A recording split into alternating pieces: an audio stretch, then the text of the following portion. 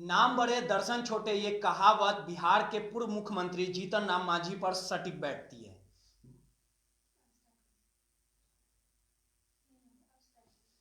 नाम बड़े दर्शन छोटे, ये कहावत बिहार के पूर्व मुख्यमंत्री जीतन राम मांझी पर सटीक बैठती है। जीतन राम मांझी ऐसे नेता हैं जो अपने बयानों को लेकर हमेशा विवादों में रहते हैं। कुछ दिन पूर्व की बात कर ली जाए तो ये वही जीतन राम मांझी थे जिन्होंने राम के नाम पर सवाल उठा दिया था, और फिर जिस प्रकार से अमर्यादित शब्दों का उपयोग उन्होंने किया, जिस प्रकार से ब्राह्मणों पर अमर्यादित भाषाओं का उपयोग किया, जो कहीं ना कहीं दुखद है। और इस पूरे बयान के बाद जीतन राम मांझी के बयानों को लेकर बवाल भी मचा, और जिस प्रकार से इस पूरे बयान के बाद तमाम समुदाय के लोगों ने उनके बयानों पे खेद प्रकट किया और सीधे तौर पे कहा कि जीतन राम मांझी को कहीं ना कहीं माफी मांगना चाहिए। लेकिन अब देख लीजिए कि इस पे राजनीति जो है वो शुरू हो गई है। लगातार तमाम जो नेता हैं, वो विपक्ष हो या सत्ता पक्ष में बैठे जो लोग हैं, वो इस पे दुख जाहिर कर रहे हैं। आखिर जीतन राम मांझी इतने बड़े पद पे रहते हुए आखिर इस तरह का बयान क्यों दे रहे हैं, और उनकी जो सहयोगी पार्टी है जदयू और बीजेपी, एनडीए की सरकार बिहार में चल रही है, डबल इंजन की सरकार चल रही है। लगातार बीजेपी के तरफ से ब्राह्मण और भूमियार जो तमाम बड़े जो लीडर हैं वो बीजेपी से ताल्लुक रखते हैं, लेकिन किसी ने सीधे तौर पे जो कड़ी कार्रवाई होनी चाहिए वो अभी तक जीतन राम मांझी के तरफ से नहीं बोला गया है, क्योंकि इन लोगों को लगता है कि अगर जीतन राम मांझी पे अगर कुछ बयान देंगे, एक्शन लिया जाएगा तो सरकार गिर जाएगी। कहीं ना कहीं सरकार का मोह है। और आज जीतन राम मांझी को देख लीजिए, अपने आवास पे दलित ब्राह्मण महाभोज का आयोजन किया गया।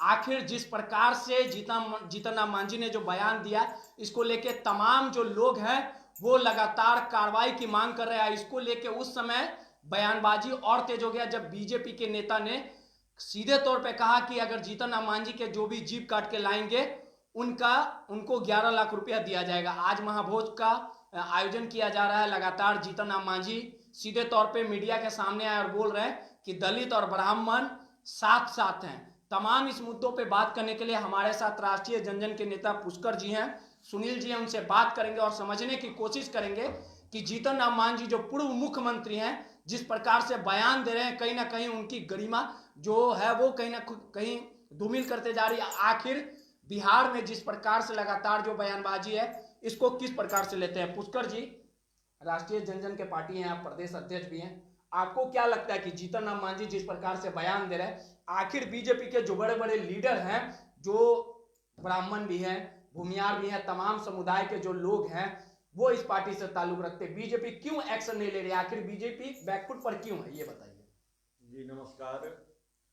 देखिए, जो जीतन राम मांझी जी के द्वारा बयान दिया गया है वो जीतन राम मांझी जी का बयान नहीं है, वह एनडीए सरकार का बयान है। चूंकि कुछ दिन पहले बिहार में एक महत्वपूर्ण सहरसा में हत्याकांड हुआ, पुलिस प्रशासन के कस्टडी में पप्पू देव जी को बेरहमी से मारा गया। इस मामले को दबाने के लिए कि ब्रह्मर्षि समाज इस मामले से हट करके और एक अलग मामले में जीतन राम मांझी जी के बयान में उलझ करके रह जाए, इसीलिए बयान दिया गया।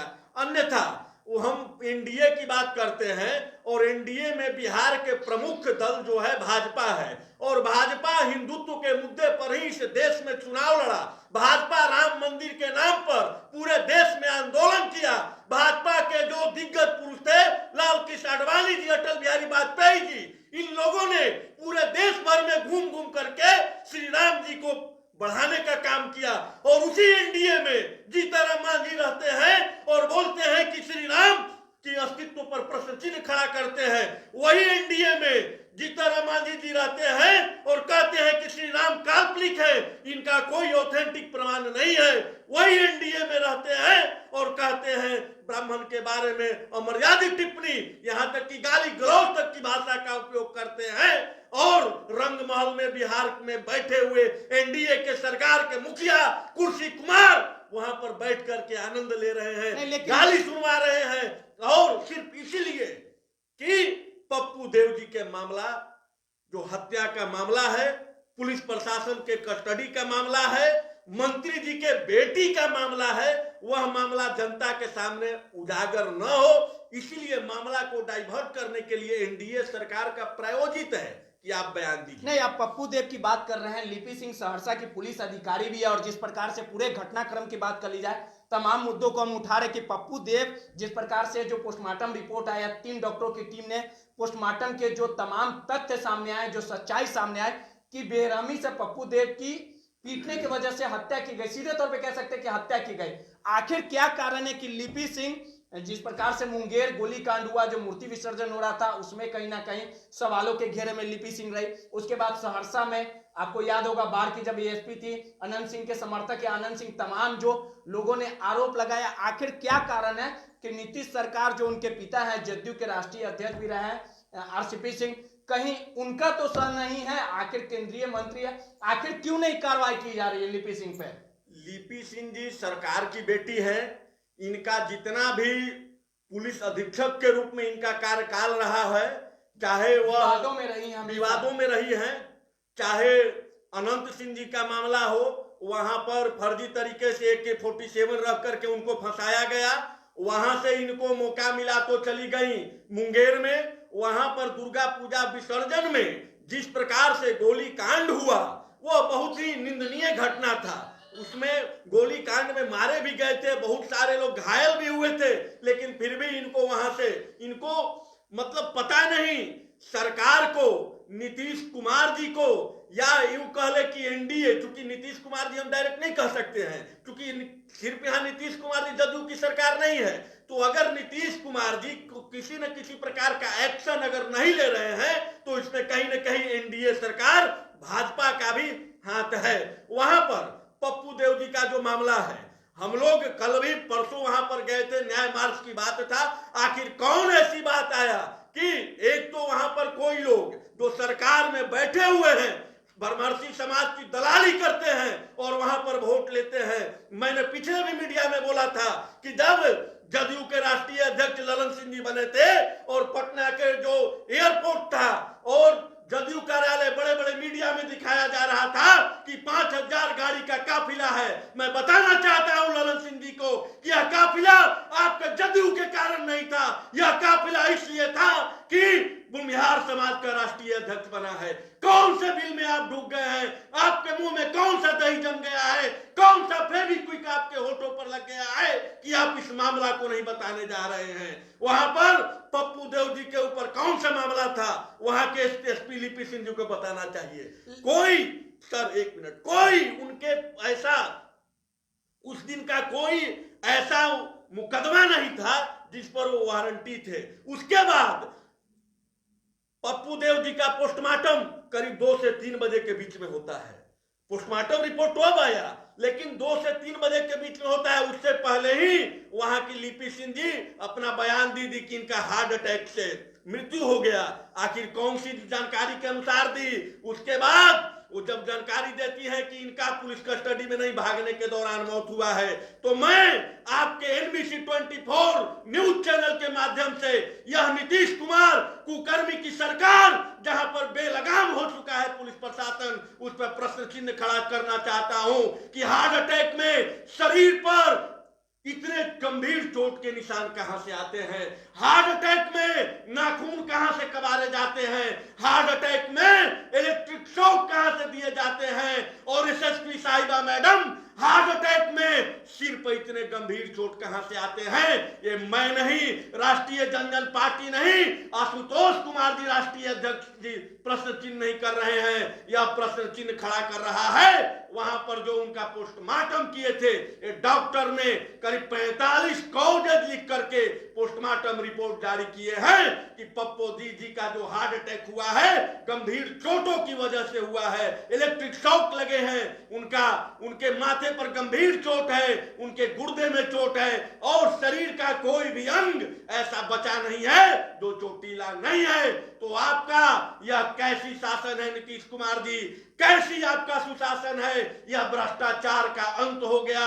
जब तक आप जैसे शासन में दुशासन बैठे रहेंगे तब तक प्रशासन लाचार ही रहेगा। लेकिन पुष्कर जी, सबसे बड़ी बात है जिस प्रकार से मुद्दा हम उठा रहे थे कि पप्पू देव पे कई मामले दर्ज थे, अपराध जगत का बेताज बादशाह भी उनको कहा जाता है, लेकिन कानून को हाथ में लेने का हक किसी को नहीं है। अगर वाकई में जिस प्रकार से पुलिस थ्योरी की बात कर ली जाए तो पुलिस लगातार अपने थ्योरी में कह रही थी कि पुलिस को ये गुप्त सूचना मिली थी, उसके बाद घेराबंदी की गई और पप्पू देव भागने के क्रम में दीवार से गिर गया और उसके बाद उनकी हार्ट अटैक से मौत हो गई। जिस प्रकार से नीतीश कुमार का स्लोगन है कि बिहार में सुशासन का राज है, लेकिन सुन लीजिए पहले, उसके बाद आपको नहीं लगता है कि जिस प्रकार से आप लोगों के अनुसार ब्राह्मण भूमिहारों को सुशासन के राज में नीतीश सरकार में टारगेट किया जा रहा है और कहीं ना कहीं जिस प्रकार से अगर कानून को हाथ में लिया गया, पुलिस ने हार्ट अटैक की बात कही, अपनी थ्योरी में सीधे तौर पे बयान दिया कि उनकी मौत हार्ट अटैक से हुई, लेकिन उनके जो दावे थे, वादे थे, जो झूठ का पुलिंदा था,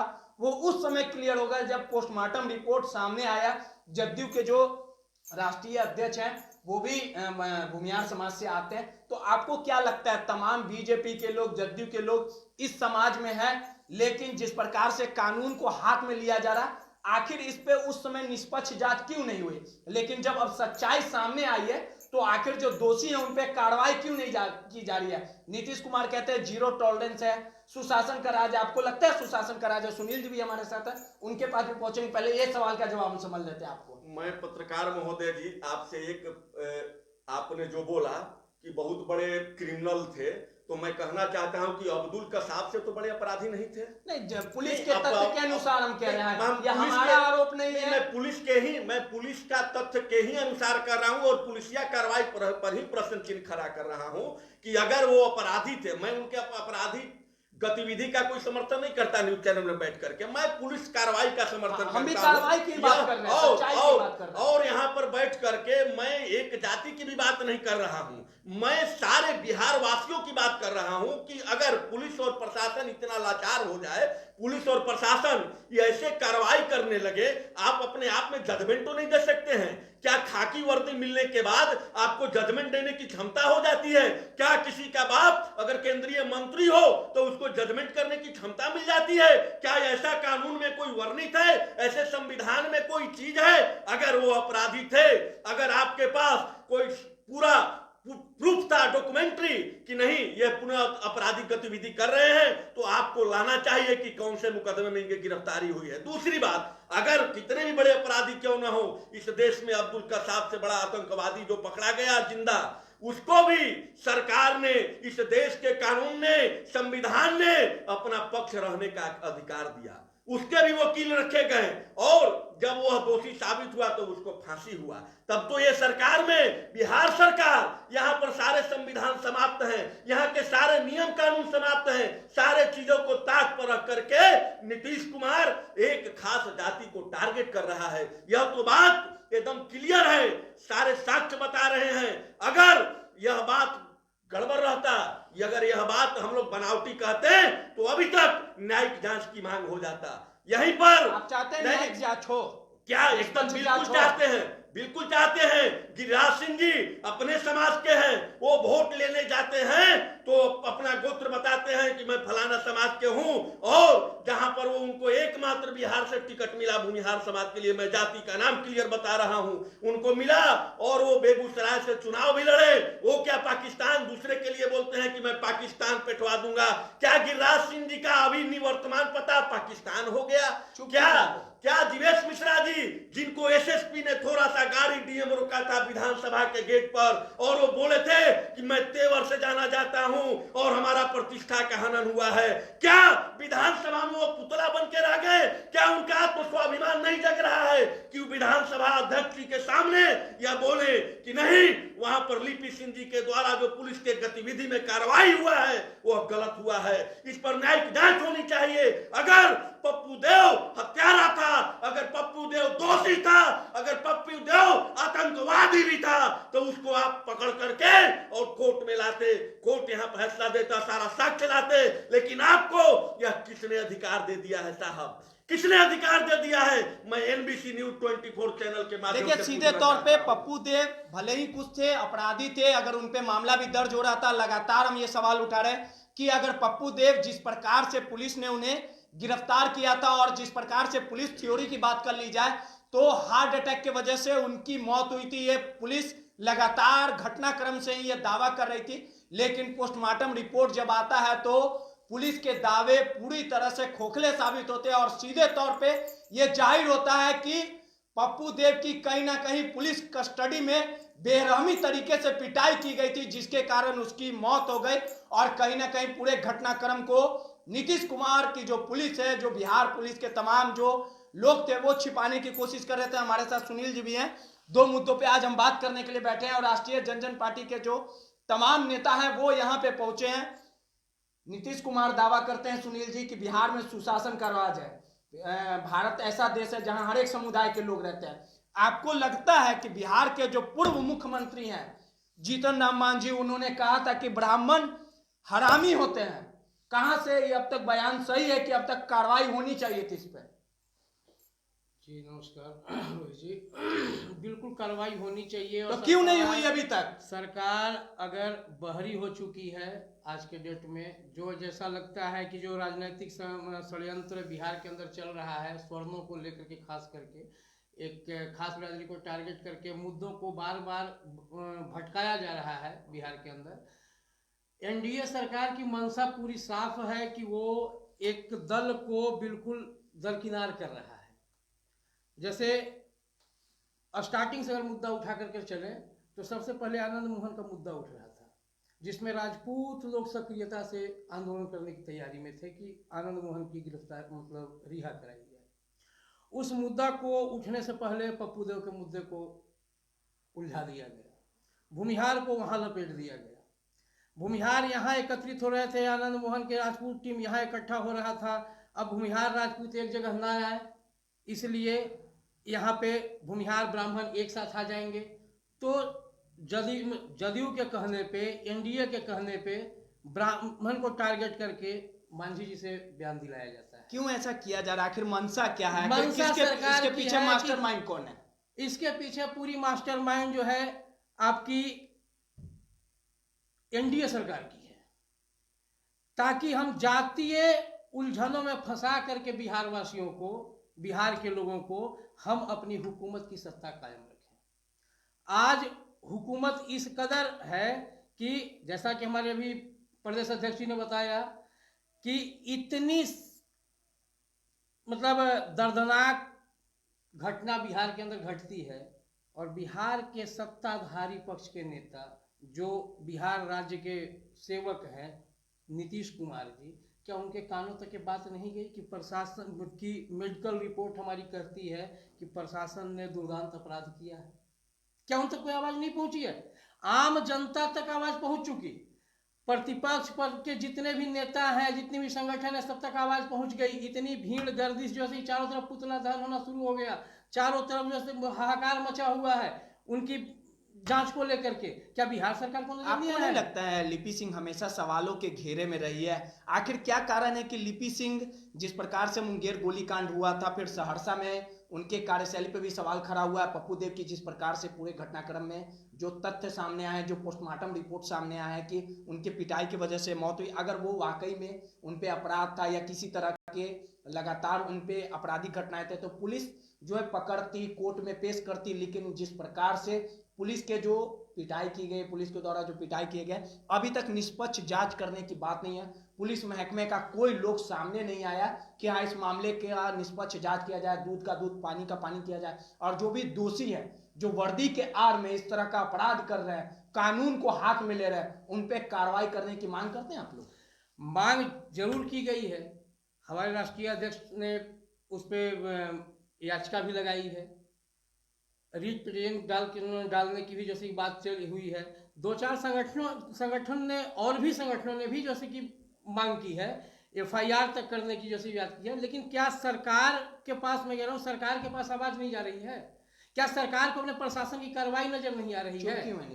आखिर सरकार चुप क्यों है? यानी कि वो चाहते हैं कि बिहार के अंदर एक खास वर्ग, इतने आवेश में आक्रोशित होकर सड़कों पे उतर जाएं कि उनकी मजबूरी हो जाए कि दोबारा वो जैसे कि 90 की दशक की जिंदगी जीने लगे। जिस जंगल राज को हटा करके ये शासन पे बैठे, जिस जंगल राज को बार बार दुहाई देते हैं वो कि जंगल राज आ जाएगा, उस दुहाई को ये खुद बैठ करके ये देख रहे हैं कि क्या इस तरह की आपराधिक घटनाओं में अगर सम्मिलित लोगों को न्याय नहीं मिलेगा तो क्या कल जैसे कि और कोई जैसे पप्पू देव नहीं बनेगा।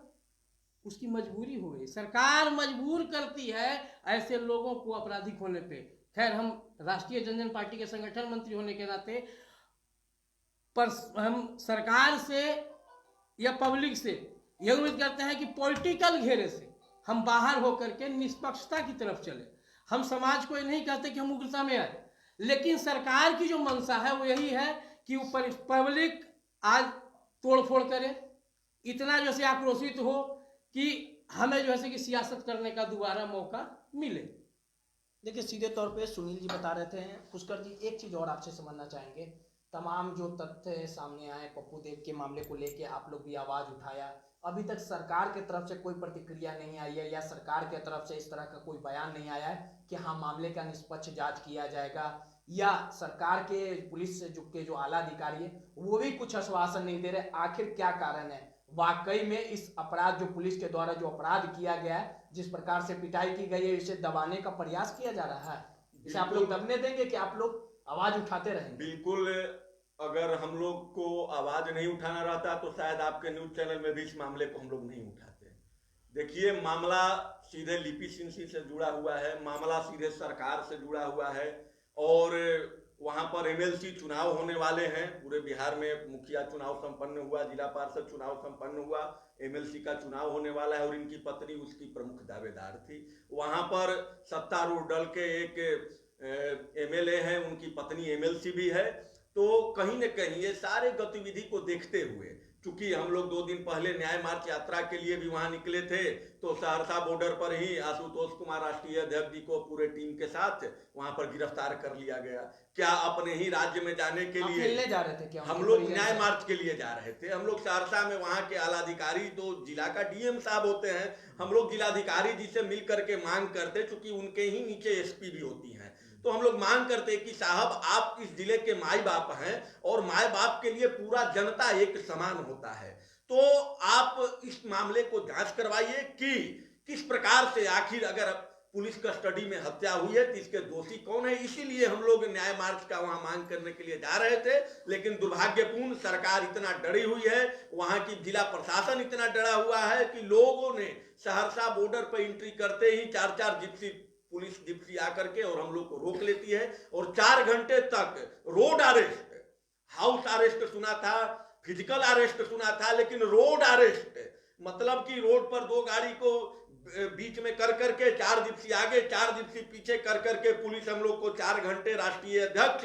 आशुतोष कुमार जी को रोके रहा और हम लोग को जाने तक नहीं दिया। आखिर कौन सी बात की डर है? क्या हम तालिबान में रह रहे हैं? क्या हम किंग जोंग की सरकार में रह रहे हैं कि कोई हम लोकतांत्रिक गतिविधि नहीं कर सकते हैं? लोकतंत्र की दुहाई करने वाले, लोकतंत्र की बात करने वाले, कर्पूरी ठाकुर की बात करने वाले, लोहिया की बात करने वाले, क्या वो लोहिया के अगर अनुयायी हैं तो क्या उन्होंने लोहिया जी ने यही सिखलाया था कि लोकतंत्र में जनता का आवाज उठाने का अधिकार नहीं है? क्या बाबा साहब भीमराव अंबेडकर की जब वो बात करते हैं तो क्या वो संविधान भूल गए कि सत्ता के गद्दी पर बैठ करके इन किरण पाकेन चाहे कितने भी हमारे कुर्ते पर खून के दाग क्यों न हो जाए, हमारी गद्दी बरकरार रखनी चाहिए, इस प्रकार से सत्ता चलाना चाहते हैं। और वो तमाम लीडरान जो सत्ता में बैठे हुए हैं, चाहे विजय चौधरी जी हो, चाहे गिरिराज सिंह जी हो, चाहे जीवेश मिश्रा जी हो, कोई भी हो, सारे लोगों पर यह प्रश्न चिन्ह मैं खड़ा करूंगा आपके चैनल के माध्यम से कि आप अपने जाति के नाम पर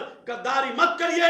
कहां पर गए जदयू के प्रवक्ता, नीतीश कुमार जी के प्रवक्ता नीरज कुमार जी, जो आप मीडिया पर आकर के बोलते हैं, अपने सरकार के पक्ष रखते हैं, तो आप ही के जुड़े हुए सरकार का मामला है। आप एक दिन भी आकर के बयान तो दीजिए कि पप्पू देव के मामले में जिस प्रकार से जघन्यतम तरीके से पुलिस के द्वारा पिटाई किया गया, यह गलत है। लेकिन आप तो साहब नहीं बोलिएगा, आपको सिर्फ अपनी जाति के दलाली करके सत्ता में बने रहना है। आपको एमएलसी, आपको विधायक, आपको मंत्री से ज्यादा कुछ नहीं चाहिए। आप अपने जाति के बलि देकर के आप मंत्री जरूर बन सकते हैं, लेकिन जनता का मसीहा नहीं बन सकते हैं। एक चीज और समझना चाहेंगे, पप्पू देव के बारे में तो हम लोग बात कर रहे थे, राष्ट्रीय जनजन पार्टी इस पूरे मामले को उठा भी रही है। पप्पू देव से रिलेटेड जो है लगातार इनके तरफ से ये दावा किया जा रहा है, जब ये घटनाक्रम हुआ था तो उस समय पुलिस के तरफ से थ्योरी दी गई थी, पुलिस के तरफ से बयान आया था कि हार्ट अटैक की वजह से मौत हुई। लेकिन जिस प्रकार से पोस्टमार्टम रिपोर्ट में यह खुलासा हुआ और सीधे तौर पे चीजें जो है वो साफ हो गई कि पप्पू देव की बेरहमी से पिटाई की गई थी और पिटाई की वजह से ही उनके ब्रेन का नस फट गया और उनकी मौत हो गई। और पोस्टमार्टम रिपोर्ट में 3 सदस्यीय डॉक्टरों की टीम ने जो पूरे मेडिकल किया और पोस्टमार्टम रिपोर्ट जो आई तो शरीर पे 30 जगह जो निशान थे। अब हम जीतन राम मांझी की बात करेंगे। जीतन राम मांझी ने पहले ब्राह्मणों को हरामी कहा, अमर्यादित शब्दों का उपयोग किया, उसके बाद कहते हैं कि जो ब्राह्मण रहते हैं वो आते हैं, खाते हैं, कसते हैं, दारू का सेवन करते, तमाम जो बयान वो दे रहे थे कि ब्राह्मण ऐसे होते हैं वैसे होते हैं। आज एकता का कहीं ना कहीं बात कर रहे हैं। दलित और जो ब्राह्मण जो भोज है, महाभोज का आयोजन किया गया है, तो आपको लगता है कि आखिर बैकफुट पर जा रहे हैं जीतन राम मांझी आज महाभोज दिए कि सरकार, बीजेपी और जदयू के जो लोग हैं वो अभी तक चुप क्यों हैं, क्यों कार्रवाई नहीं कर रहे हैं? और जीतन राम मांझी जिस प्रकार से आज बोल रहे थे कि दलित और ब्राह्मण सब एक है और वैसे ब्राह्मणों को बुलाया गया है जो ब्राह्मण कभी दारू नहीं पिए, मांस मच्छी नहीं खाए, वैसे ब्राह्मण हमारे घर पर आके खाएं जो ओरिजिनल ब्राह्मण है, क्या कहेंगे? अब देखिए, जीतन राम मांझी जी के बारे में हम पहले भी बता चुके हैं कि एनडीए के द्वारा उनका बयान प्रायोगिक था।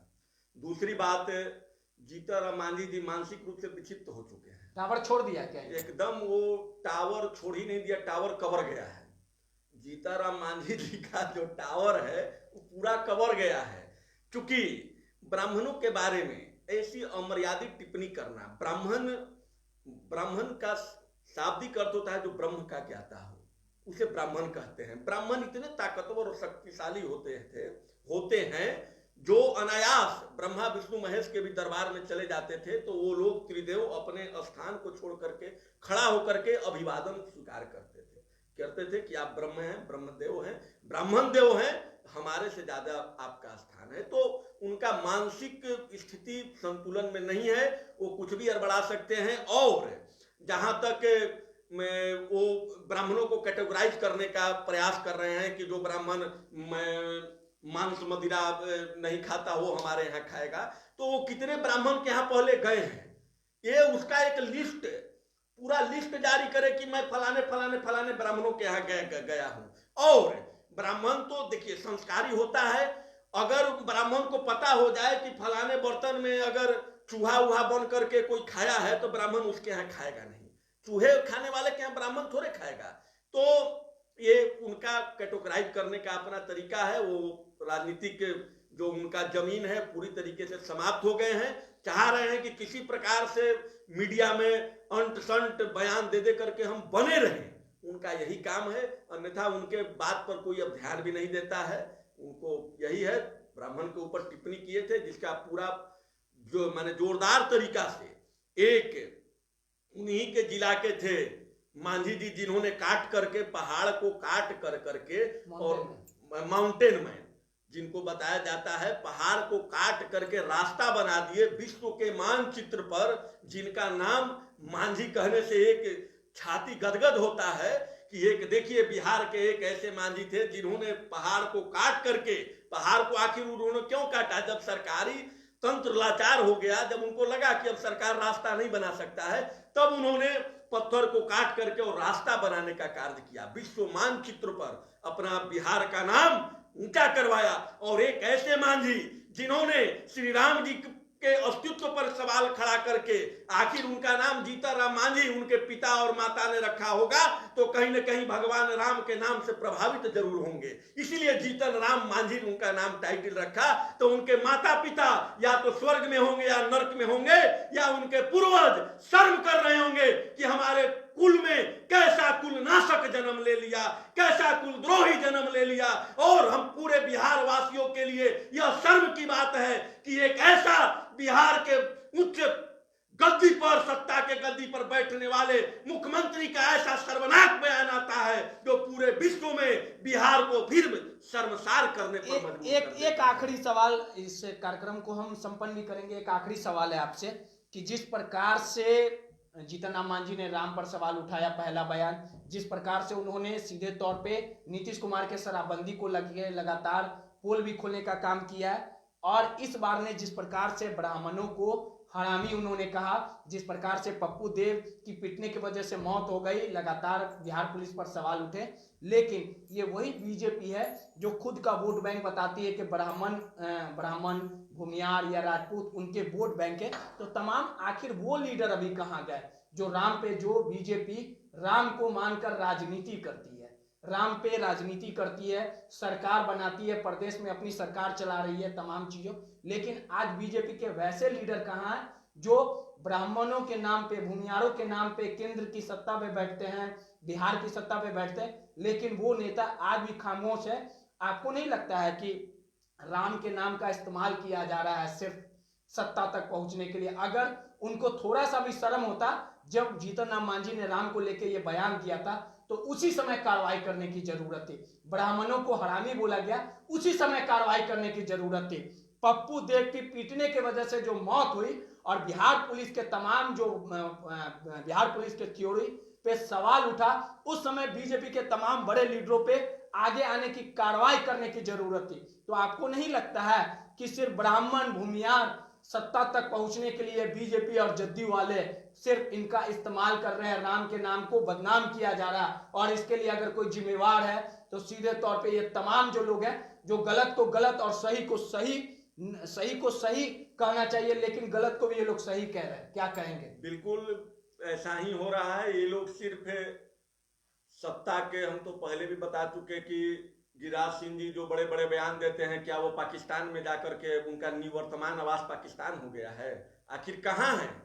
उन्हीं के गठबंधन वाले पार्टी के नेता श्री राम के अस्तित्व पर प्रश्न चिन्ह खड़ा कर रहे हैं। फिर भी यही समाज लोग उनको सत्ता में बैठा रहे हैं, ये सबसे बड़ी विडंबना है। तो वही बात न है कि यह जो है, जो जनता कितना दिन बेवकूफ बनेगा? एक बार बन गया, दो बार बन गया, जनता को भी आंख खुल रहा है, खुलेगा। और आने वाले चुनाव में अगर जनता को याद रहेगा कि यही एनडीए के सरकार में जीतन राम मांझी के द्वारा भगवान राम को तिरस्कृत किया गया, किसी के अस्तित्व पर सवाल खड़ा करना मतलब तिरस्कार करना। राम प्रभु को तो सब पूजते हैं, सब वो सभी पूजते समाज के हैं, लिए सर्वमान्य है। अरे हम लोग सारे लोगों को मानते हैं, हम लोग क्षत्रिय वंशज भगवान राम को मानते हैं, हम लोग यादव कुल शिरोमणि भगवान श्री कृष्ण को मानते हैं, और हम लोग भगवान श्री परशुराम के वंशज हैं। तो कहीं न कहीं सारे हम लोग एक हैं, लेकिन सत्ता में बैठ करके सत्ता के दलाली करने वाले, सत्ता के कुर्सी के शीर्ष गद्दी पर बैठने वाले, वो चाहते हैं कि किसी प्रकार से ये लोग जातीय उन्माद में फैला रहे और हम सत्ता पर बने रहे। इस देश में, इस राज्य में विकास का एक ही मतलब वर्तमान परिस्थिति में हो गया है कि येन केन प्राकेन, अगर हम अपना जीवन सुरक्षित कर पा रहे हैं तो हम विकास कर रहे हैं। इससे ज्यादा इस एनडीए सरकार का कोई उद्देश्य महाभोज दिखावा था आज। महाभोज तो कौन खाने जाएगा?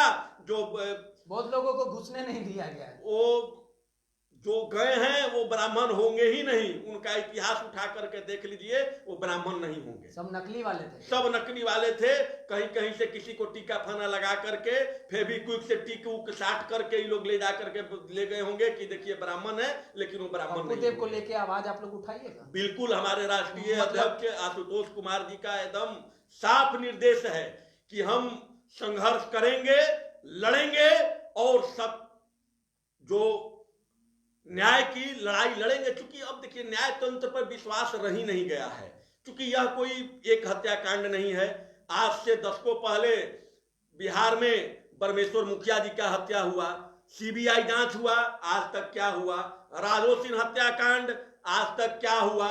आपको कृष्णा शाही हत्याकांड, आज तक क्या हुआ? समीर हत्याकांड, आपको आज तक क्या हुआ? आपको भागलपुर में पुलिस कस्टडी में ही पिछले साल आशुतोष पाठक जी को पीट पीट करके हत्या कर दिया गया था, आज तक क्या हुआ? तो अब हम लोग को बिहार पुलिस पर एक रत्ती भी भरोसा नहीं है, क्योंकि यह बिहार पुलिस नहीं नीतीश पुलिस है। तो अगर हम लोग के राष्ट्रीय अध्यक्ष आशुतोष कुमार जी मांग किए कि न्यायिक जांच, या तो जो अभी कोर्ट में ऑनरेबल जज वर्तमान हैं या जो रिटायर कर गए हैं, उनके अध्यक्षता में एक निष्पक्ष जांच कमेटी तैयार हो, सजा मिले या न मिले, कम से कम दोषी तो सामने आना चाहिए। इस मामले को लेकर डीजीपी तमाम लोगों से मुलाकात कर हम वार्तालाप हुई है? डीजीपी साहब भी जान रहे होंगे सारा चीज, लेकिन बात है कि जब वहां पर धृतराष्ट्र गद्दी पर बैठा हुआ है तो दुर्योधन और दुशासन जैसे चीरहरण करबे करेंगे, तो ऐसे लोगों के पास नहीं जाना है। हम लोग एक टीम बना करके राज्यपाल महोदय से हम लोग मिलने की तैयारी कर रहे हैं कि वहां पर मांग करेंगे और उनसे भी मिलेंगे।